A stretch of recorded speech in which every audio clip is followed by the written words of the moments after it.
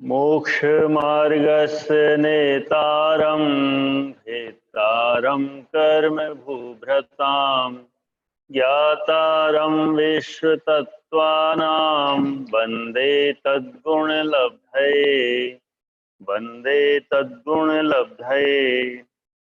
स्कंधों की उत्पत्ति। भेद संघातेभ्य उत्पद्यन्ते।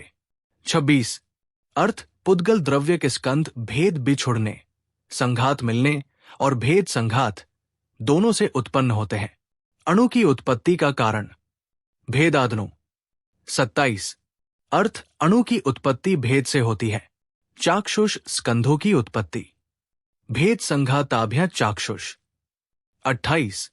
अर्थ चक्षु इंद्रिय से दिखने योग्य जो स्कंध है वे भेद और संघात दोनों से ही उत्पन्न होते हैं, केवल भेद से नहीं उत्पन्न हो सकते हैं। स्कंधों की उत्पत्ति। स्कंधों की उत्पत्ति तीन प्रकार से भेद से, संघात से और भेद संघात से। 1. भेद अलग होना।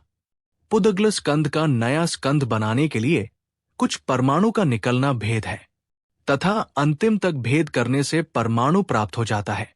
जैसे मानो 8 अणुओं का स्कंध है और भेद हो जाने पर 4 से 4 अणु के 2 स्कंध हो गए तो स्कंध ही तो रहे। तो ऐसे ये स्कंध भेद से उत्पन्न हुए हैं। 2. संघात मिलना। पुद्गल स्कंध का नया स्कंध बनाने के लिए कुछ परमाणु का जुट जाना संघात है।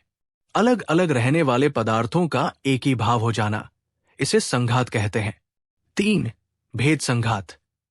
पुद्गल स्कंध का नया स्कंध बनाने के लिए कुछ परमाणु को निकल जाते हैं और कुछ नए स्कंध आकर जुट जाने से नए स्कंध की उत्पत्ति होती है। जैसे कोई स्कंध है, उसमें से 50 परमाणु तो निकल गए और 100 परमाणु जुड़ गए, तो कुछ का बिछुड़ना और कुछ का मिलना से स्कंध की उत्पत्ति होती है। स्कंध 2 अणु का भी होता है। एक एक बढ़ाते जाइए संख्यात असंख्यात अणुओं का होता है और अनंत अणु का भी स्कंध होता है। हमारे दिखने में जितने भी स्कंध आते हैं वे सब अनंताणु स्कंध है।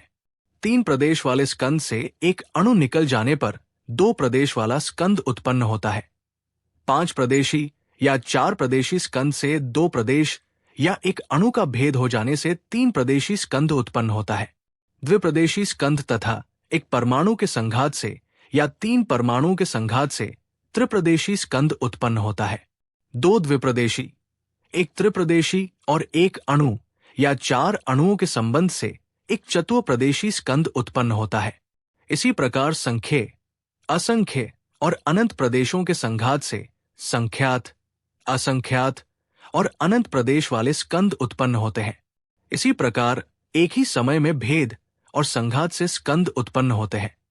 जैसे 4 प्रदेशों में से 2 प्रदेशी का भेद हो गया और उसी समय एक परमाणु का संघात हो गया तो त्रिप्रदेशी स्कंध की उत्पत्ति होती है। रावा 5। अणु की उत्पत्ति। अणु की उत्पत्ति भेद से होती है। एक प्रदेशी को अणु कहते हैं। स्कंध तो तोड़ते, भेद जाने पर वहां तक तोड़ना है जहां स्कंध का दूसरा टुकड़ा ना हो, उस अंतिम अवस्था को अणु कहते हैं। स्कंधों ऐसा भेद हुआ जिससे एक प्रदेशी अणु अलग हो जाए तो ऐसे भेद से अणु उत्पन्न होता है। चाक्षुष स्कंधों की उत्पत्ति। भेद और संघात दोनों के एक साथ होने से चाक्षुष स्कंध बनते हैं। स्कंध 2 प्रकार के होते हैं, चाक्षुष स्कंध, अचाक्षुष स्कंध।